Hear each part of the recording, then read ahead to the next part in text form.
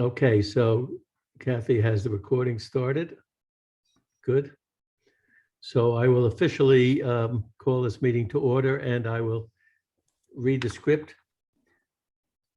Of course, at one point we thought we were going to be meeting live again, and then it's just as well that we didn't think we're meeting live again, because who knows whether or not we'd be able to meet live again, but we'll see. So anyway, let me read the script.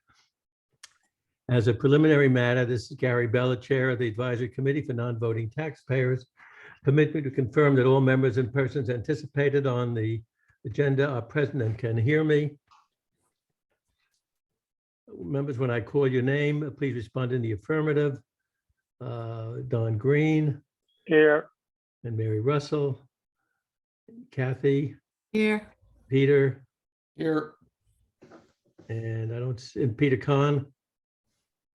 Here, but I Good. can't seem to get on Okay. video. And anticipated speakers on the agenda, please respond in the affirmative. Kim, he's here, I see. Kim McCarthy, okay. This open meeting of the Advisory Committee for Non-Voting Taxpayers being conducted remotely pursuant to Chapter 20 of the Acts of 2021. Ensuring public access does not ensure public participation unless such participation is required by law. This meeting may feature public comment. For this meeting, Advisory Committee for Non-Voting Taxpayers are convening by video conference via Zoom app as posted on the town's website, identifying how the public may join. Please note this meeting is being recorded and all attendees are participating by video conference. Accordingly, please be aware that other folks may be able to see you, and to take care not to screen share your computer. Anything you broadcast may be captured by the recording. All supporting materials that have been provided members of this body are available on the town's website. Unless otherwise noted, the public is encouraged to follow along using the posted agenda. Unless I note otherwise. Before returning to the first item on the agenda, permit me to cover some ground rules for effective and clear conduct of our business and to ensure accurate meeting minutes. I'll introduce each speaker on the agenda. After they conclude their remarks, Chair will go down the line of members, inviting each by name. Provide any comment, questions, or motions. Please hold until your name is called. Please remember to mute your phone when you are not speaking. Remember to speak clearly and in a way that helps generate accurate minutes. For any response, please wait till the chair yields the floor to you and state your name before speaking. If members wish to engage in conversation with other members, please do so through the chair. For items with public comment, after members have spoken, the chair will afford public comment to those members of the public that have joined the meeting via Zoom. And finally, each vote taken at this meeting will be conducted by roll call vote. So, so much for the script. I also want to welcome Wendy. Wendy is on the verge of officially being official, but she's not quite official yet. So the first item of business is the approval of the agenda for today's meeting. Now, it says if quorum is present. I don't know if we have a quorum, but hands are up. Everybody, okay, that's approved. And the next thing is Kathy sent out the minutes of the last meeting. Since she was not at the last meeting, she reviewed the tape, and I see we have 3 pages of minutes instead of 2. Next time it'll be 2, but anyway, the minutes are probably fully inclusive of what went on last meeting. So can I have a motion to approve those? Peter, thank you. Second, all in favor? Everybody okay? Okay, so we have those 2 items done. So this morning we are privileged to have a new department head for the town joining us. It's a new position and an important position for the town. And Kim McCarthy is now the town's new diversity, equity, and inclusion officer. And he has a lot on his plate. There's a lot of stuff that people are expecting him to help the town oversee and put into operation. And so, Kim, we're delighted that you could join us this morning. And I think in starting off, you might want to do a couple of things. First, you might want to tell us a bit about yourself and your background, and then you can talk to us about things that you're starting to work on.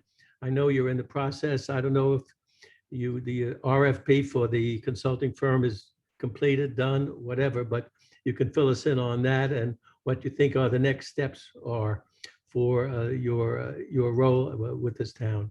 So welcome, Kim. Please go ahead.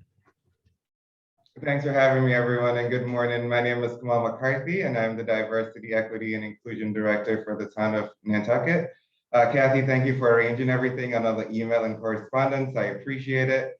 And I think this is the longest committee with the longest title that I've spoken to thus far, the Advisory Committee of Non-Voting Taxpayers. So thanks for having me. I appreciate all of you taking this time on a Saturday. I'm going to cover everything that you just asked in a presentation. So hopefully my share screen process works smoothly. And as much as I would love to meet you all in person, I'm actually glad that we're still doing it on a video conference platform, because I've just been doing this presentation a couple of times and I haven't done it in person quite yet. So can everyone see my screen right now? Yes. Perfect. Donald, you're the only person I can see right now. So if I'm speaking too fast, can you do me a favor and just wave your hands and I will just know that I need to slow down a bit. I tend to get nervous and I have to speak in front of crowds, which is surprising. So I'm going to get us started. Hopefully everyone can see that full screen now. And this presentation really is just about the Diversity, Equity, and Inclusion Office in general. And some part of that I'm going to tell you about myself, as well as just about what I'm working on and things about that we'll be doing in the future. So in the introduction, this is the agenda. I'm just going to, like I said, share a little about myself, give a brief history of when and why the DEI office was established. I'm going to go over some definitions because the terms diversity, equity, and inclusion are very loaded terms. So as someone who's in grad school still, definitions and brief histories are like always where you start off. I'm going to talk about the mission of the Diversity, Equity, and Inclusion Office, which was created just when I started the position with the help of some other town employees. I'm also going to share some significances. What are some of the purposes of the DEI office and things that I hope to be working on in my current projects, as well as my one-year outlook for the position. And a lot of these were, a lot of the things on this presentation I worked with other town employees to come up with as well too. And then the last slide is a question and answer and listening to the audience. But yeah, that is what it is. And there's a bunch of questions on the last slide that ask the audience for their input and participation, but don't feel obligated to do that. This is a Saturday and I do not want to take up too much of your time this morning. So just to tell you a little bit about myself. So I graduated from Nantucket High School as well as Bates, and I got my master's from UMass Amherst. I'm currently at Northeastern University working on my doctorate degree in organizational leadership. And I'm writing my dissertation about the significance of repeat visitation to cultural institutions. Just to back up a little bit on that, before that, I moved to Nantucket originally from Jamaica. I've been here since middle school. About 20 years now, living on Nantucket full time, obviously going back and forth for school and so forth. Before taking this position, I worked at the Museum of African American History here in Nantucket, and I was responsible for the African Meeting House and the Seneca Boston Florence Higginbotham House right at Five Corners. Before that, I was at the Athenaeum in the Public Programs Department, as well as in the Adult Circulations. I also worked as a resident director at LCC International University in Klaipėda, Lithuania, before the Athenaeum. And previous to all three of those positions, I was at the Community Preservation Committee as an office administrator. Just to tell you a little bit about what I do on island outside of this position as far as volunteering is concerned, I'm a member of the Board of Trustees for the Nantucket Arts Council. I was on the board of the Nantucket Community Music Center, and I am a member of the advisory committee for the Community Foundation for Nantucket. And then lastly, you may see me walking or running around the island, reading or watching TV for my hobbies. So just a brief history about when and why the office was established. So DEI offices in general and positions are fairly new, and they're being established across the United States, the Commonwealth, at businesses and at universities.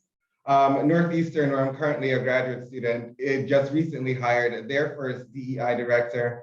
And if I'm not mistaken, the towns of Falmouth as well as Provincetown on the Cape just recently established DEI positions as well too. Nantucket posts the Diversity, Equity, and Inclusion Director position in July of 2020. And for those of you that are interested, there's a timeline, a DEI timeline on the town website that I encourage you to look at. I'm actually not going to click on the link right now for the sake of time and just keep us going. Again, because I think it's important for everyone to have a brief understanding as to where this position comes from, or just brief history and definitions in general, it is important to know that the impetus for this position being launched was the vandalism of the African Meeting House, which occurred in March of 2018. But before that, whether or not it was me in this position, I think it's important for the DEI director to have a good understanding of historical and recent controversies. So I thought it was important to mention that a complaint against Nantucket Police Department regarding excessive force in August of 2007, as well as the fact that minstrel shows remained in favor on the island right up until the days of the civil rights struggle of the 1960s, which is something documented in Dr. Francis Cartoonan's book, The Other Islanders, are also contributing factors as to why the DEI position was created. As I mentioned earlier, the terms diversity, equity, and inclusion are loaded terms, so I thought it was important to have some definitions of each. And diversity means any dimension that can be used to differentiate groups and people from one another. It means respect for and appreciation of differences, whereas equity means consistent and systematic, fair, just, and impartial treatment of all individuals, including individuals who belong to underserved communities that have been denied such treatment. And inclusion means a state of being valued, respected, and supported. It's about focusing on the needs of every individual and ensuring that the right conditions are in place for each person to achieve his or her full potential. Now, these definitions were provided by the Department of Housing and Urban Development, as well as some recent executive orders from the current administration. So I thought those very loaded terms had very long definitions. So I figured it was important to simplify them. So diversity is where everyone is invited to the party, is probably the easiest way to understand it. Whereas equity means that everybody gets a chance to contribute to the playlist. And inclusion means that everyone has the opportunity to dance. I think that's just the simplest way of trying to understand my job title. But this simplified definition was explained by Robert Sellers, the Chief Diversity Officer at the University of Michigan. I also thought it was important for me to share my own interpretation of what DEI means. And for me, diversity is the acceptance and celebration of our differences, because you can accept people and yet still not celebrate their differences and what they bring to the table. So I thought it was important to acknowledge both of those things as far as the concept diversity. Whereas equity is the willful engagement, in ensuring that our policies and opportunities are unbiased. And one example I like to use for that is job descriptions, for example. If you are, if someone's applying for a secretarial job and inside the job requirement, it says that you need to lift 50 pounds. Well, there are a lot of people that can't lift 50 pounds, for example. And if you take a step back and you realize that your secretarial position, the most they may do is lift a heavy box of papers, then is that really an equitable requirement to have in the job description? I can go off on a tangent. I won't do that, I promise.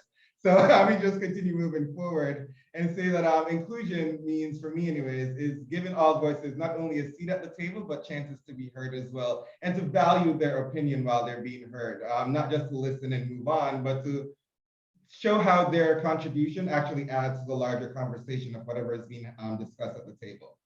I think the best way to think about diversity, equity, and inclusion is to think about it as the Avengers or the Justice League.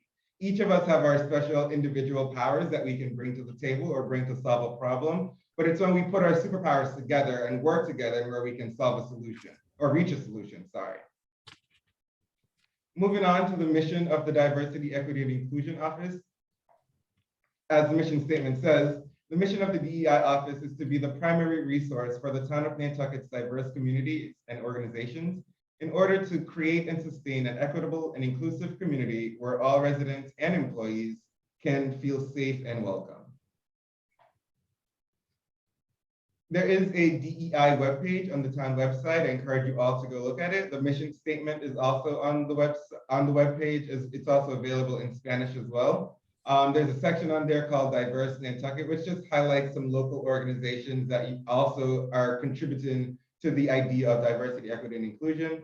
And they're just, again, as I mentioned before, the DEI timeline, my job description, and just some other important documents that are on the webpage.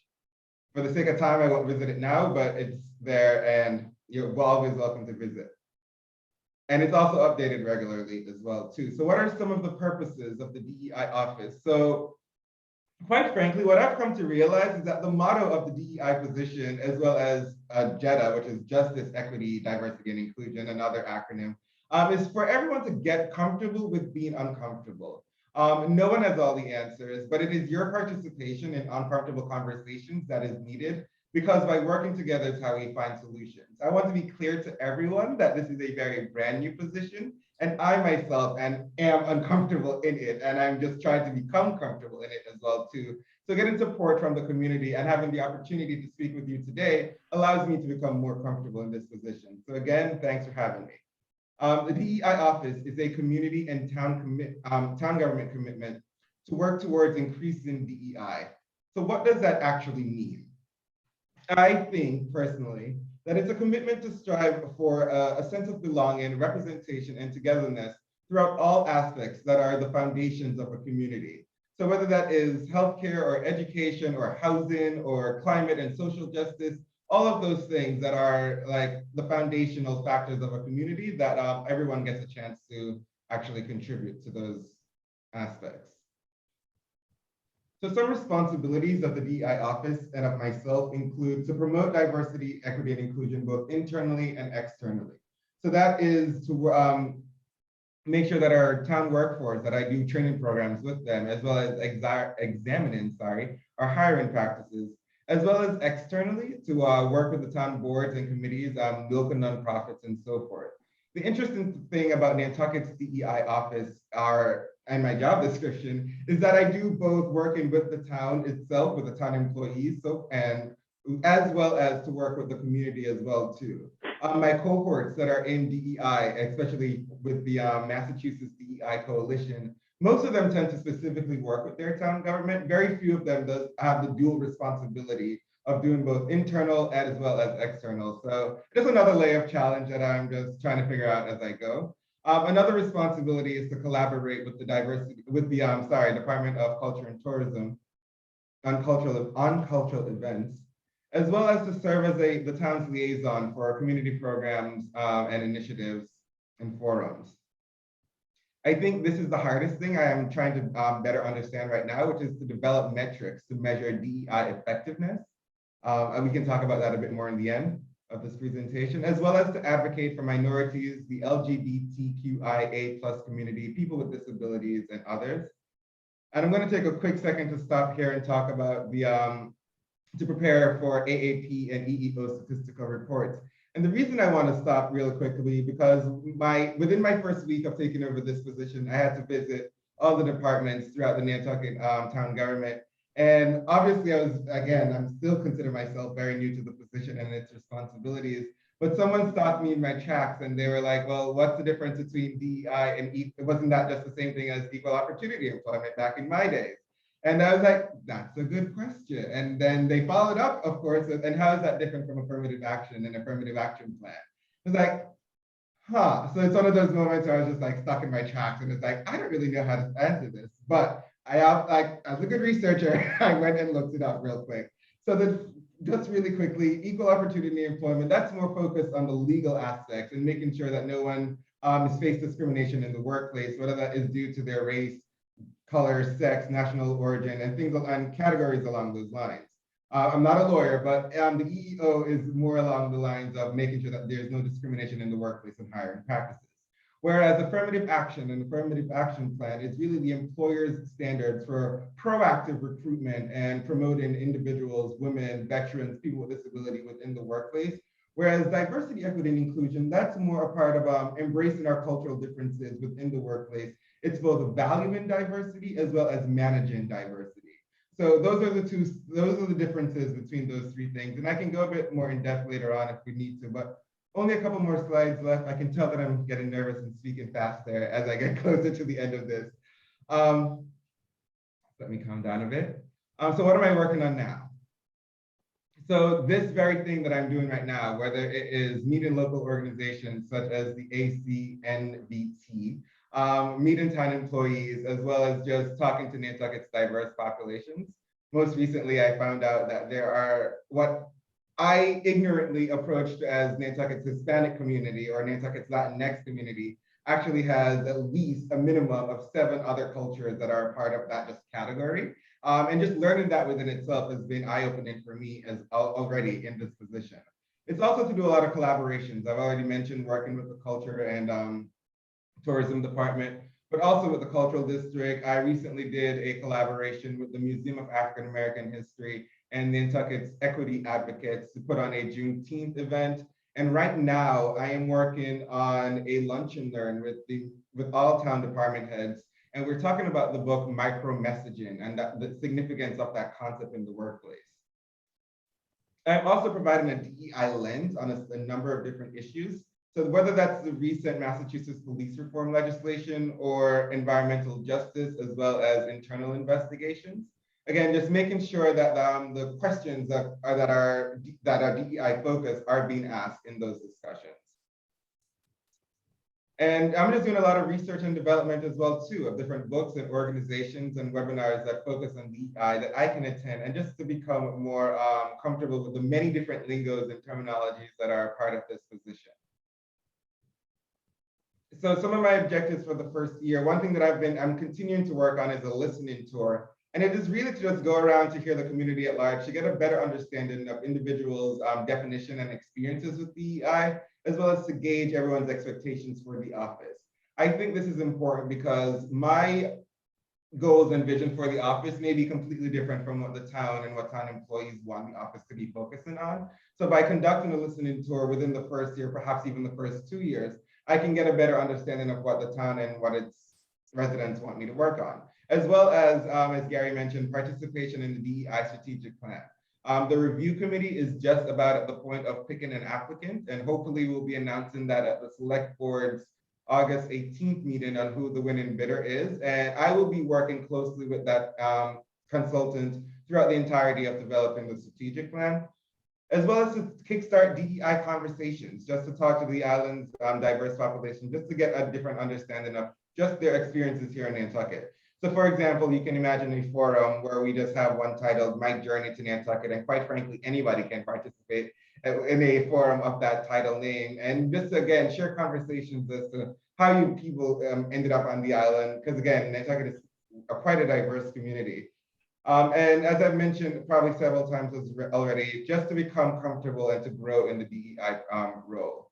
So this is actually my last slide, the question and answer as well as listening. And I just wanted to propose some questions to the audience. You don't have to answer these right now. Feel free to just ask me your own questions, of course.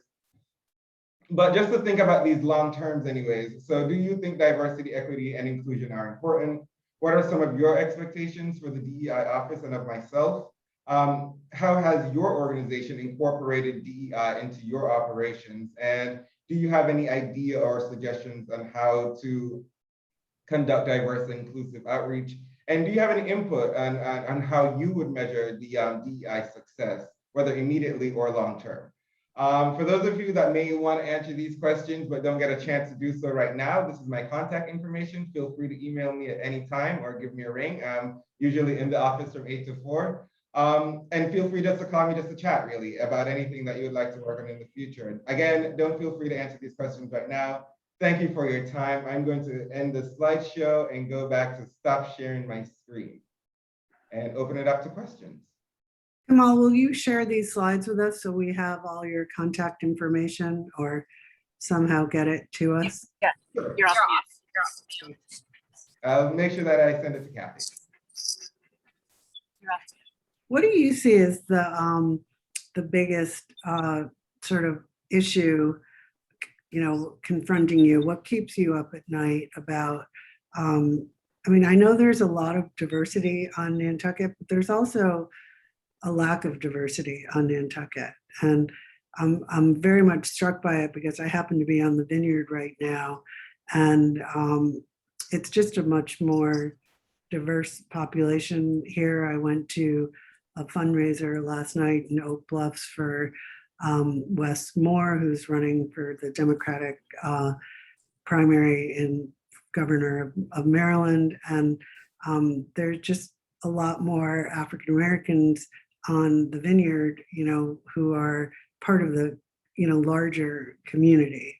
And I don't know how Nantucket got to be where it is, but I'm just struck by that, and just also just wondering what your thoughts are about, what your biggest challenges are, more with the population. I know there's also everything you have to do with the town and making sure that the workforce is diverse and things like that. And just by way of background, I was a partner at Deloitte before I retired, and I was one of the national and global leaders of their women's initiative. So very involved in, DEI efforts, although on the gender front. So, just have thought a lot about these issues as well. I know that's a lot to throw at you, and I will follow up with you and try to meet you, face to face. But I was just curious about what you see your biggest challenges are. So that's a great question. Thanks for asking it. I'm going to answer it with two different answers. You So go to mute. You can mute it. Can you hear me? I apologize. Oh, okay. I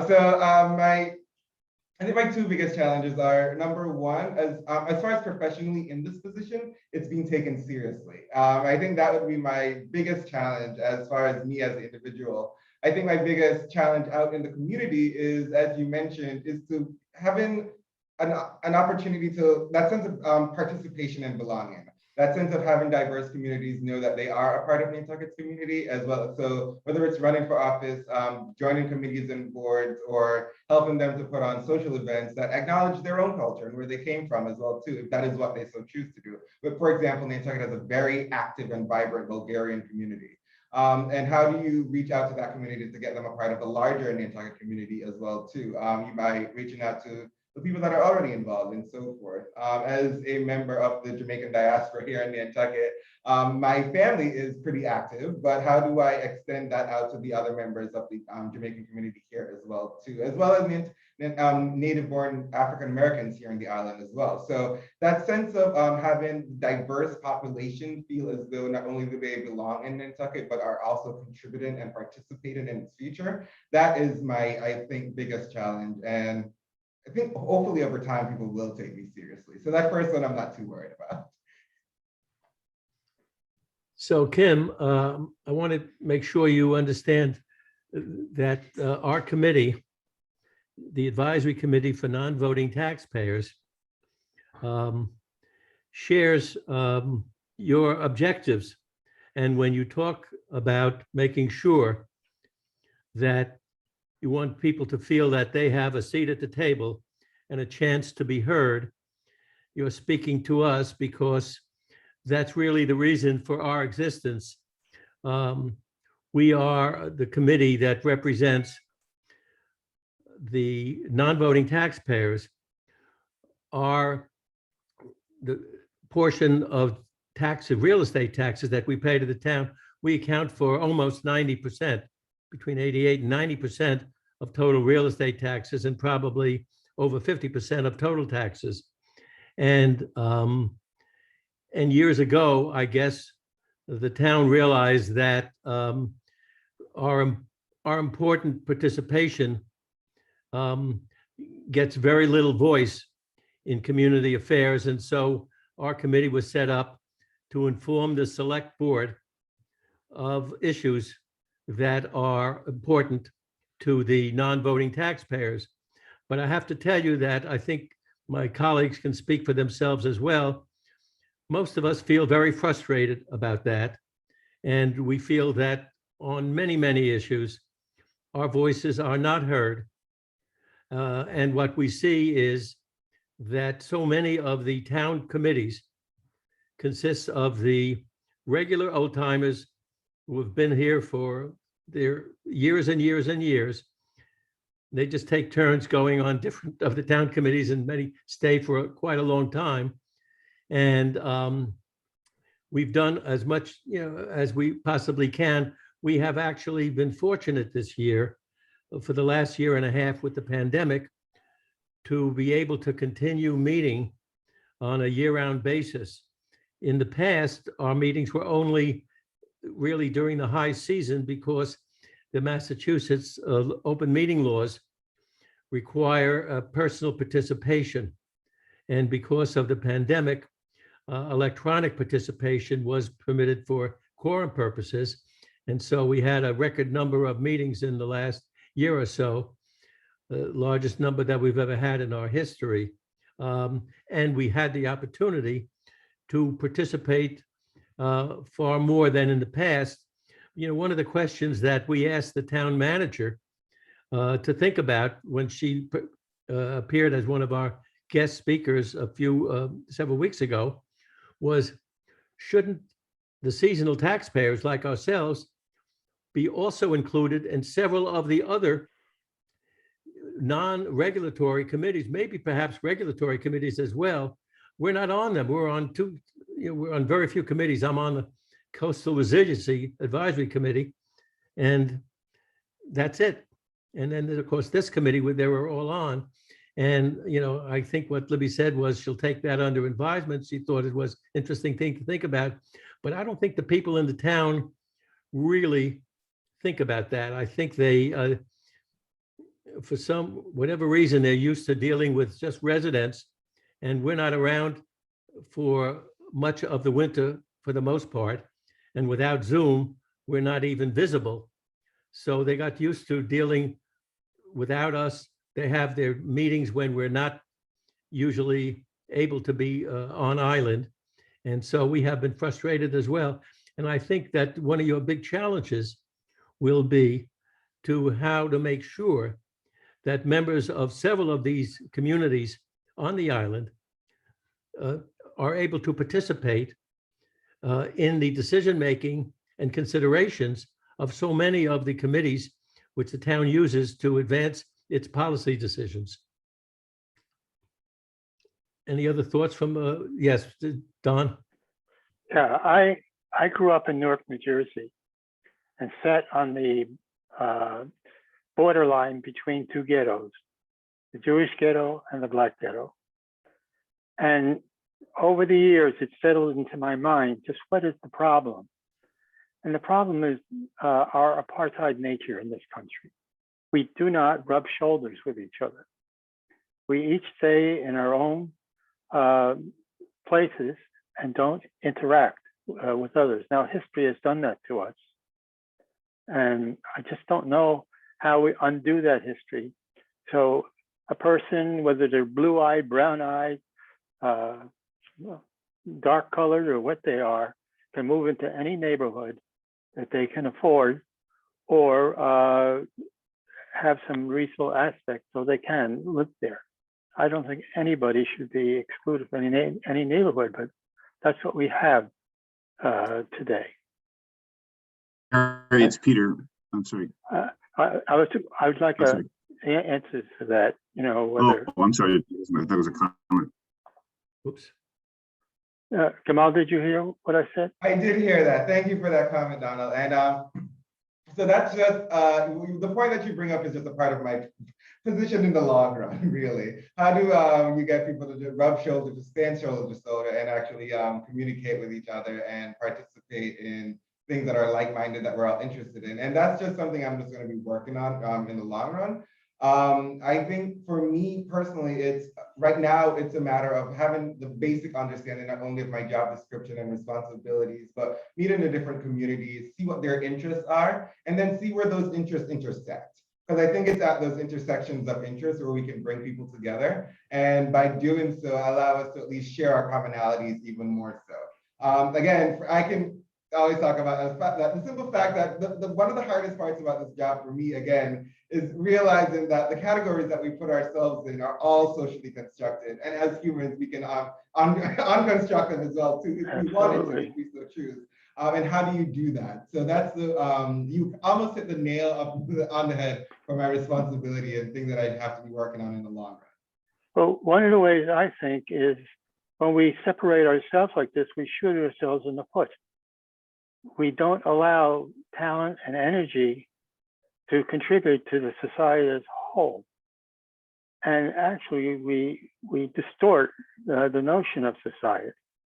I mean, Thomas Paine said nobody joined a society to make themselves worse off or have their liberties curtailed. I agree with you. Peter, you had a comment? I did. I have a question. It strikes me that, in a way, following up on what Donald has said, education is really ultimately what's going to move the needle here, and it's going to take time. But I didn't hear a lot about how you intend, or if you intend, to work with the students on Nantucket. I can tell you, for example, a few years ago, you may have been, since you were here, you may have known that there was a series of swastikas that appeared around the community. And the police looked into it, and although they never were able to determine exactly who was responsible, they did determine that it was likely to be high school students. And my sense is that's a community, the high school students, if they've gotten that far and they have not been educated to this, we really need to do something starting in the lower grade, working right through the school system. And I'm curious what your thoughts are, intentions are there. So my thoughts, Peter, great question, and thanks for asking it. My thoughts are two things really quickly. Number one, the DEI office is adjacent, I would say is the best answer, the best word to use, to the high school. So I have met with the superintendent, as well as just been in communication with different teachers that are active in the high school itself. I believe, if I'm not mistaken, that the high school has an anti-racist, anti-biased student-led group, as well as the faculty within itself also has something similar that they're working with. And I've already started several conversations just about how to make the school itself more inclusive. So I will be working with them and more in an advisory role, not necessarily as a direct, like going in and doing like DEI training with students. So that's my answer to that. Right, thank you. I'm just Peter? curious, do you have a budget for programs? Wendy, Mhm. I'd like to have Peter Haley had his hand up before you. Oh, sorry. Peter? It's okay. I just, congratulate you for obtaining this position and wish you the greatest success in it. What comes to my mind is this is a perplexing problem, which is perplexing all of us. We have a lot of institutions in the United States that bring people together. But some of those institutions over the years have not, they're not what they used to be. For example, when I was in the United States Army and there was a draft, people came together from all walks of life and we learned from each other. Whether it was different races or different parts of the country, we were thrown together. We had to learn to work as a team, and through that, one learns that you shed a lot of your ignorance about other people and gain knowledge not only about their strengths, but also about their ways of doing things, and perhaps you adopt them, and little by little you grow together and become a team. It seems to me there are somehow fewer opportunities, although public school seems to be one of them for doing those sorts of things. And so getting my question, I'm wondering, as there are more and more DEI directors around the country, is there an association of DEI directors? Are there programs that have been thought up and being sort of best of breed programs?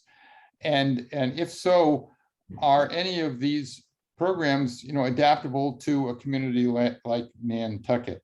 Because I frankly don't know where to start or where to finish. I just know it's a problem that we have.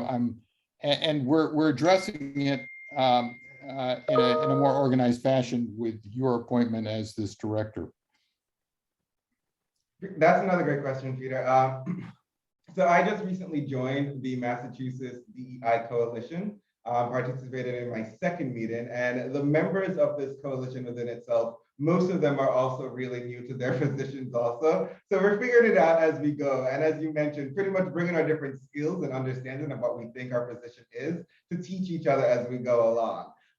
So I guess that would be my answer. As far as professional teamwork, we are slowly building the foundations to making sure that we're bouncing ideas off of each other, as well as just also listening to what the how I can adapt those things here in Nantucket is by bouncing those off of my coworkers here and other town administrators.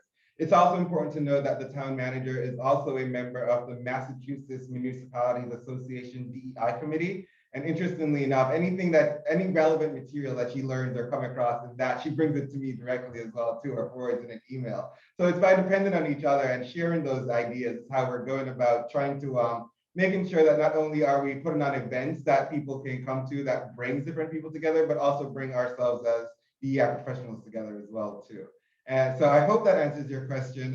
Again, it's also part of Donald's bigger question of how do we bring people together. And I'm just going to slowly but surely, hopefully with the help of the consultant, try to chug along and figure that out as I go.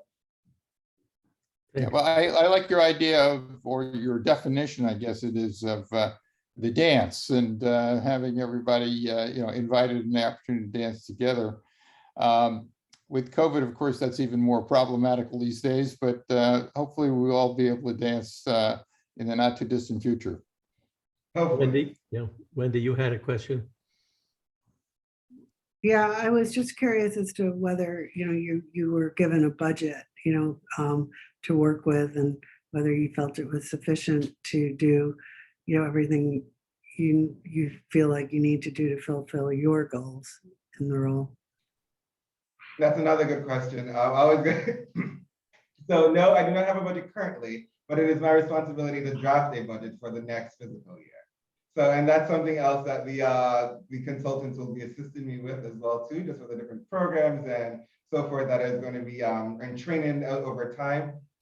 It's interesting because the town, and I agree too when I discussed this with the town manager, is that it's better to get an understanding of just the foundation of what a DEI director does before going out to spend money. So I think that's why we all came together to be like, all right, what do we want to do? Let's do some planning, get this consultant in as well too. And then for the next fiscal year, present a budget that will be presented to the community. Thank you. Kathy, you had a question? Kathy? Yes, just two things. One is, before I ask the question, is there were two people on here. I have to identify them in the minutes. One was an iPhone 202 area code and they hung up. That was Peter. That was Peter Kahn. That was Peter No, Kahn. no, that's not me. I'm on, but I'm Yeah. on. I can't get the video to work for some reason. Okay, well, I don't know who that was. They already hung up, but there's also, is Bill's iPhone, is that you, Bill Gardner? He's muted. Okay. Well, at some point, just identify who's Bill's iPhone so I can put it in the minutes. So my thought on this, and my question was, I remember noticing, I think this information that we got a little while ago on the diversity of the schools right now, and looking back on what the diversity looked like 20 years ago. And I think it's astounding, the diversity in the school system right now, which reflects the diversity of the families that live here year round. I mean, they're just, and then you look at the pictures that are in the inky mirror of the graduating class, and you look at all the different faces. I think it's a very diverse community but you don't see the communities interacting with each other. I think that's my observation. People still are going their separate ways. Is that what you see too as well?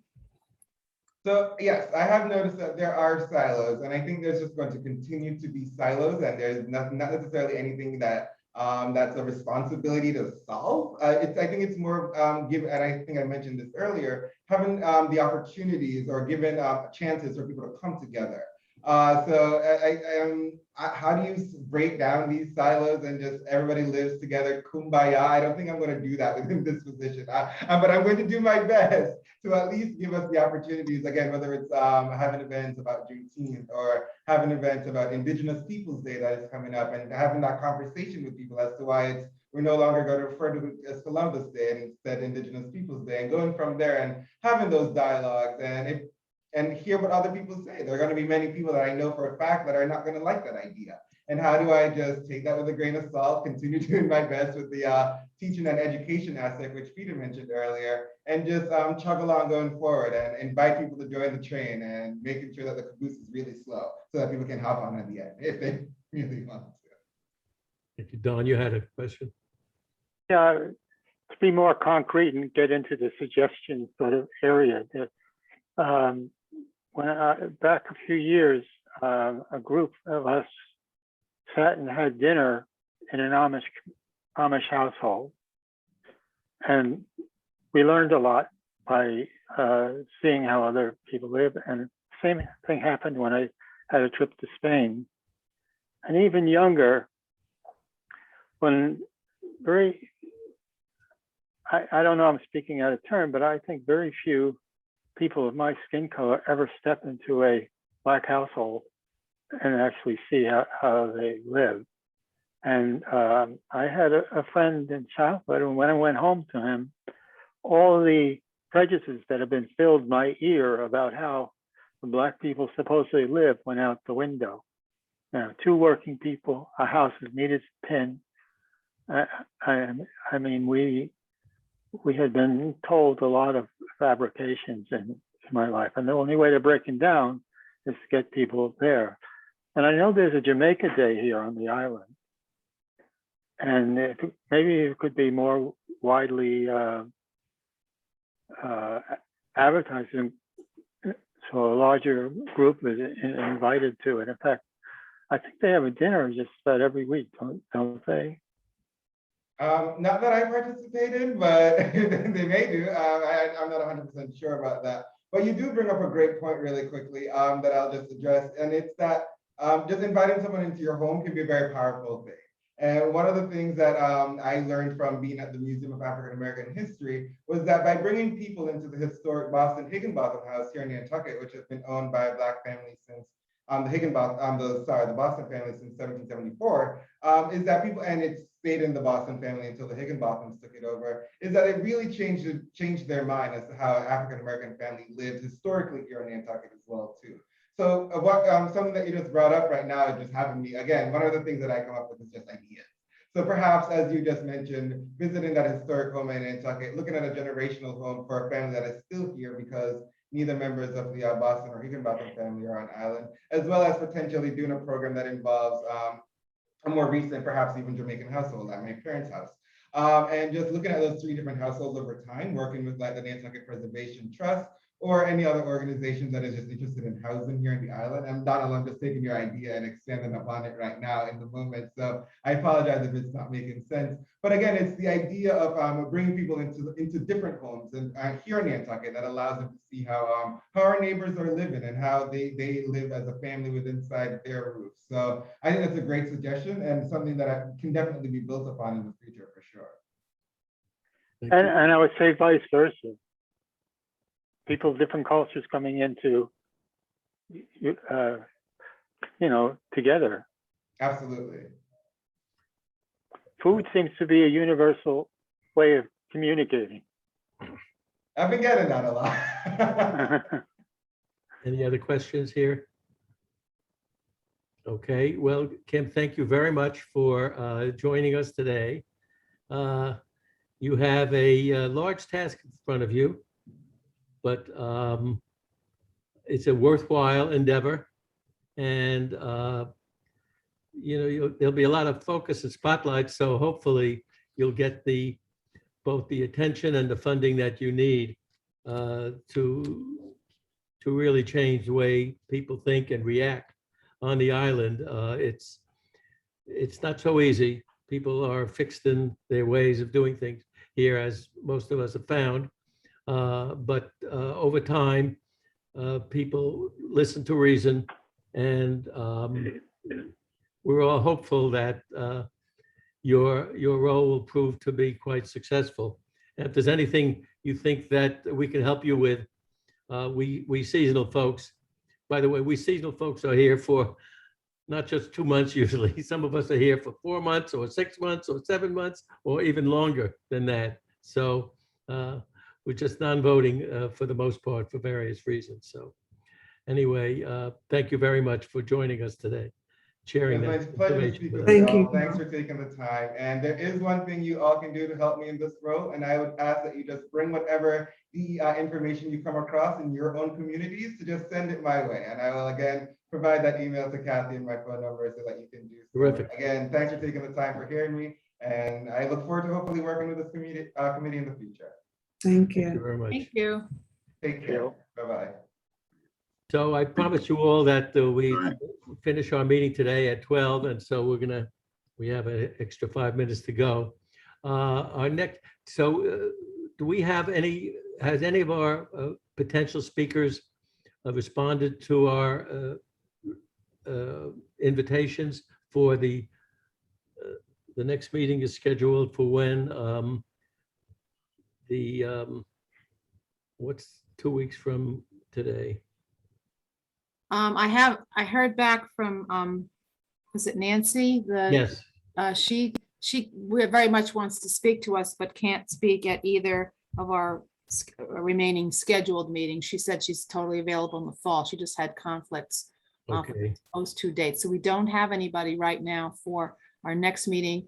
We have the Charity, who is the liaison to Dylan Fernandez, Yes, for the 4th, but we don't have anybody for 2 weeks from now. So I don't know if we want, I don't know if Peter was going to try and contact Chief Deputy Gibson, Chief Yeah. Gibson. but I don't have anybody else right now. Okay. Peter? It's still on mute. Yeah, I Okay, have a 2-screen system, and all of a sudden my cursor was on screen A and my mute button is on screen B, and I had to unplug a screen. So sorry. It's almost the same as my technical problems the last meeting, getting that meeting started. And I couldn't call Kathy this time to help me out.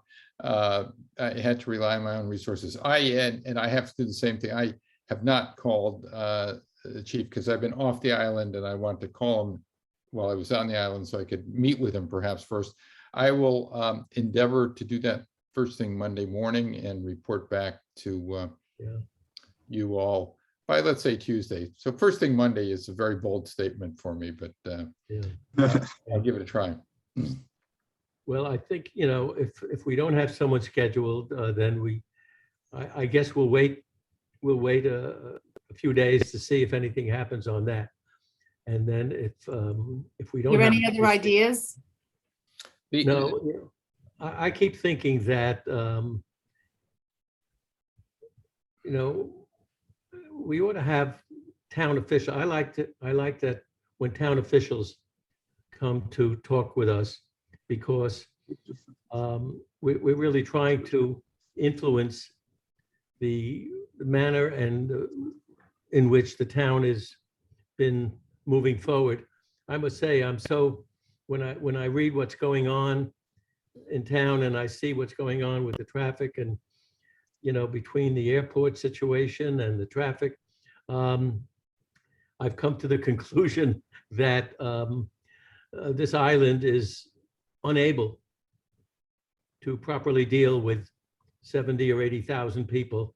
I think we do not have the infrastructure in place today to deal with that, and we see that now, but I don't know if it's because of the pandemic. We have so many issues related to the fact that there aren't enough employees available, whether it's the restaurants or the airport or wherever, even the hotels. It's quite a problem, and people are still charging over here in droves. I mean, the ferry traffic hasn't slowed down, and I just don't think we have an infrastructure in place today to support it. But I don't know if it's solely because of the pandemic. I hope it is, because otherwise it's going to change how people feel about this wonderful island. And when we know so many people who can no longer feel comfortable about going to restaurants because they can't get a reservation at any the restaurants have cut back when they're even serving. And it's with these large crowds on island, it's impossible for people. And, people used to love coming to the island because in addition to doing your own cooking in your home or grilling, whatever, there were plenty of hosts of restaurants to join with. And that's no longer the case today. But as I say, and I don't know if there's any town official that's going to help us think through that. I mean, we had a good talk with Matt Fee a few weeks ago. And it's What about unlikely the that. FinCom? We haven't heard from the FinCom this year, have we? Okay, also, how about, I mean, I wouldn't mind hearing from the airport fellow, but I'm not sure he's got time for us, but I think that's a serious, I mean, it's not only the air traffic and how to control it, but obviously now we can't get jet fuel in here. I mean, I think it, I think it's a major issue. So if he's available, I think it's interesting to talk to him. We haven't had him in a few years.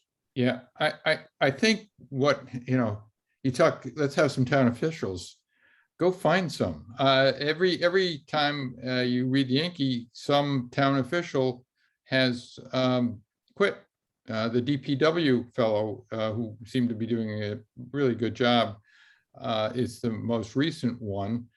And we're, from my 50,000-foot viewpoint, what you have, pandemic or no pandemic, is you've got incredible increase in demand here. If you believe the water department, we're up to what, maybe 50% more people than we usually have this time of year. And there's just no way on this earth that you can absorb sudden increases like that without a lot of hiccups. And we're having those hiccups from jet fuel, and part of the jet fuel. That problem is they're consuming what, 25% more jet fuel this year than 2 years ago. And on one end, and the other end, you have a ferry disaster where we just don't have enough places. And apparently, the fuel comes by truck on the ferry boat. So there are all of these dislocations which should be temporary in nature. And we're here, and we've just got to do the best for them. They're hard to plan for a sudden increase of, more than whatever the historic increase in patronage is every year. So this is one where we all have a part to play by just, urging and being patient and being civil so that people don't quit, because not only is the pay kind of tenuous, and the housing is terrible for people who work here, but all of a sudden, the people that they're supposed to be helping are not very gracious toward them. And as I understand it, that's part of the problem with the police force not wanting to, police large events and so on and so forth. But that's my very personal view, but I have a feeling it's rooted in reality. Well, also what you're talking about is, it's a very serious problem on the island, and that is, the head of the DPW has resigned, Rob quit. And my guess is it's going to take a while to have him replaced. I thought he was pretty talented. He had a tough job. There's a lot of stuff that needs doing, and he's gone. So they're going to have to find a replacement. As you know, we've not had a replacement for people in charge of the roads for Mike Burnt, whatever his name was, right? For 2 years now. Very serious problem, right? There's no professional, right? They're still looking for someone to head up the park department. And not only that, from when I was talking to some people yesterday, we have very serious problems at the hospital. It's hard to get the doctors. It's very hard to get, the hospital is having trouble filling positions. And whether it's the high cost of housing or multiple of factors, there really is a shortage of talented people coming to this island and helping us grow the economy. We have a fiercely strong growing economy in terms of people coming here. Certainly the real estate brokers think it's great to have this very strong economy, but there's no one to serve them anymore. And I think, I'm sorry, Gary, I didn't mean to interrupt. what were you going to say? I was going to say that, I think what it's showing is something we've known for some time, which is a lack of long-range planning, and the fact that, they have these committees, they don't really do anything. I think we either we need to, or we need to get the town to invest in some, strong, and there are some very good ones out there, consultants who can work with you on a long-range plan to deal these kinds of issues. There has been no plan here. These are kinds of things that are, come with the territory. As you grow, these are issues that arise, and they're not unexpected. In a way, they are not unexpected. They're just not, unfortunately, not planned for. And as a result, when they do come, we're behind the 8 ball. So I think we ought to be thinking about getting some professional help for the town, because they obviously are not doing it themselves. They cannot. So how do we introduce that? Well, I think what we might, Peter, I think what we might do is we might investigate, who are the best consulting groups that deal with this kind of work, and talk to them and sort of, see who we would recommend, and then put them in play, and give them, and then encourage the town manager to meet with them, or Fee or somebody else to meet with them and see what could be done. But I think that's the only thing we can do. But I do think I don't know, that's just my feeling right now. That's one thing we might be able to contribute. Yeah, this is an unusual place in that it's in terms of the population, it's a small town. In terms of what it serves is a small city during the summertime. I used to represent Vail Resorts, and they had a saying that you cannot build a church for Easter. Right. And we're in Easter right now, and there are not enough pews, and so it may be, because I do think the town has lots of consultants, but I tend to think that these consultants are very narrowly focused. An environmental consultant, a geotube consultant out in Wisconsin, and this and that and the other thing, and maybe what they need is a sort of macro consultant to look at the whole big picture and think about it. I'm happy to work with Peter to see if we can sort of, in our spare time, sort of do a little research here to see who might be fit that bill. I agree with you, Peter. Absolutely. Yeah. Well, it may be that the view. person the person or the committee that might be most persuasive and most interested in this sort of thing would be Denise and that FinCom, because that seems to be that kind of central planning, try to take a whole look at everything type of committee and make sensible recommendations. Obviously Libby has a role in that too, but maybe getting Denise back and engaging. My big concern of bringing anybody back is not becoming critical of what happened last year, but rather looking forward and figuring out what we think, what our advice is that needs to be looked at and thought through carefully, because we're feeling it as non-voting taxpayers. So what do you guys think, Don? Yeah, there was someone who came who was thinking about the renovation of our island home. Yes. He seemed to take a broad picture. I don't know if that's all he does, or can do planning for a whole town. Yeah, no, that he was a consultant just for that. I think he's a healthcare guy. Yeah, an elder care guy. You really need some You're right, forecasting. But maybe he knows someone. I don't know. Well, it's 12 o'clock. I don't want to keep us later than that. Why don't we wait and see, Peter, if you speak with Deputy Chief Gibson, see whether we should have our meeting in 2 weeks. If not, we can take an extra 2 weeks off and think about it. I keep struggling with the fact that I think that we don't have the infrastructure to be able to run this island properly now, and I don't know yet how we can get that resolved, or if there's anyone to talk to. You can talk to the select board members, but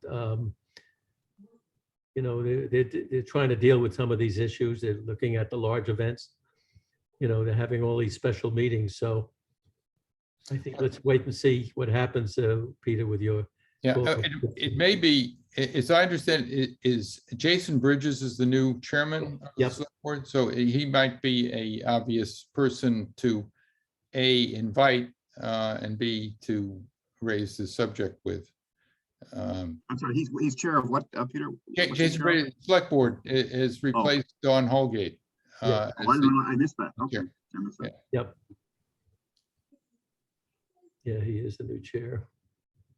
That's a good Did she idea. not want to run for, did she not want to run for reelection? Did she not seek the position, or are they dissatisfied with her leadership? No, they changed. Well, actually, Dawn finished her term. She had to be reelected, so in effect, she became a new member because her term ended. So she ran and won at the election. Right. But in the meantime, they moved along as they normally do when the terms end, to pick somebody else new who's definitely going to be there. I mean, the other sort of, I don't know whether it's the Chamber of Commerce or, the major employers and business interests on the island ought to be having the same thoughts that we're having here, that there's that things are getting out of hand. And I don't know I don't know who is whether it's the Chamber of Commerce here or some other group or even some other individual who is, the mover and shaker that people listen to. Well, the chair of the chamber would be interesting. I mean, I think because not only, they have this issue to face with, but on the other hand, they're also supporting very much the large gathering. So it's an interesting, it'd be interesting to hear from them.